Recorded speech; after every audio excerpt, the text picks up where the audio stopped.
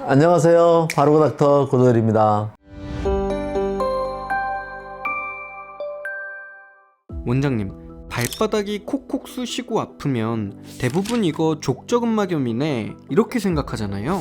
그런데 깔창 바꾸고 스트레칭하고 찜질해도 잘 낫지 않는 분들이 있다고 하더라고요. 발바닥 아픈 이유가 혹시 다른 이유 때문일 수도 있나요?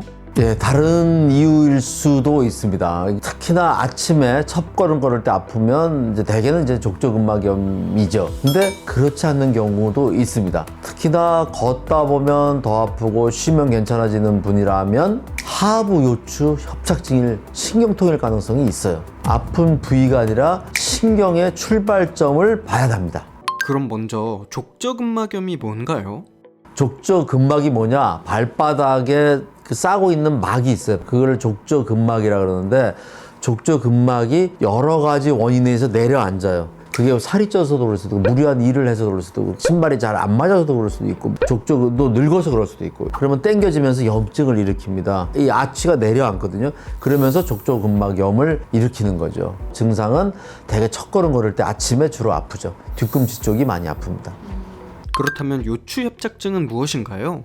허리가 뼈가 5개로 되어 있는데 거기 부분에 관이 좁아져서 신경이 눌린 거를 요추 협착증이라는 거죠. 협착이 되는 원인은 황색인대가 두꺼워져서 그럴 수도 있고, 뼈가 어긋나서 그럴 수도 있고, 관이 좁아져서 그럴 수도 있고, 뼈가 자라날 수도 있고, 뭐 여러 가지 원인에 의해서 관이 좁아진 거를 요추 협착증이라고 합니다.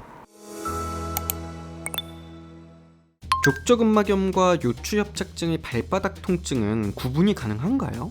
족저근막염은 아침에 일어나서 첫발 디딜 때 통증이 심하다가 걷다 보면 오히려 나아지는 게 특징입니다. 반대로 요추협착증에서 오는 발바닥 통증은 간헐적 파행인데요. 오래 걸으면 걸을수록 더 심해지고 쉬면 바로 좋아지죠. 그래서 시간에 따라 통증이 달라질 수 있는 양상으로 구별할 수 있습니다. 요추협착증은 결국 허리 문제인데 왜 발바닥이 아픈 거예요? 발바닥 종아리 엉덩이 뒤쪽을 담당하는 게 척추 1번 신경인데, 척추 1번 신경이 눌리면은 허리 통증은 없고 허리에서 눌려도 발바닥이 아프게 되는 거죠. 그거를 방사통, 좌골신경통이라고 합니다. 그럼 같은 발바닥 통증이라도 치료 방법도 당연히 다르겠네요. 족저근막염은 아치가 내려앉으면서 염증을 일으킨 거기 때문에 아치를 퍼주는 깔창을 대거나 골프공 같은 거로 문질러줘서 근육을 좀 풀어주거나, 뭐 테이핑을 붙여서 유지시켜주거나, 충격파 같은 거로 그 부분을 염증을 좀 가라앉혀주거나 이런 치료를 할 수 있습니다. 그리고도 안 나면 거기다 직접적인 주사요법을 해주기도 합니다. 그리고 이제 허리가 협착이 돼서 아픈 경우는 풍선으로 좁아진 데를 넓혀준다든지, 그쪽 주변의 신경치료와 인대 강화를 해준다든지, 또는 그 하체 근육을 키워주는 사이클을 통해서 하체 근육을 키워주고 또 뼈를 맞춰주는 폼롤러 요법이라든지 이런 운동요법하고 같이 가면 훨씬 더 좋은 효과를 얻을 수 있습니다. 발바닥이 아파도 원인이 너무나 다양하기 때문에 정확한 원인을 찾아서 거기에 딱 맞는 치료를 하는 것이 굉장히 중요합니다. 고도일에 바로 세우는 팁. 첫 번째, 통증의 위치보다 원인을 먼저 확인하세요. 같은 발바닥 통증이라도 허리가 원인일 수 있습니다. 두 번째, 아침에 아픈지 걸을수록 아픈지를 구분하세요. 통증의 패턴이 진단의 열쇠입니다. 세 번째, 통증이 일주일 이상 지속된다면 꼭 전문의를 통해 진단받으세요. 조기 진단은 치료의 시작입니다.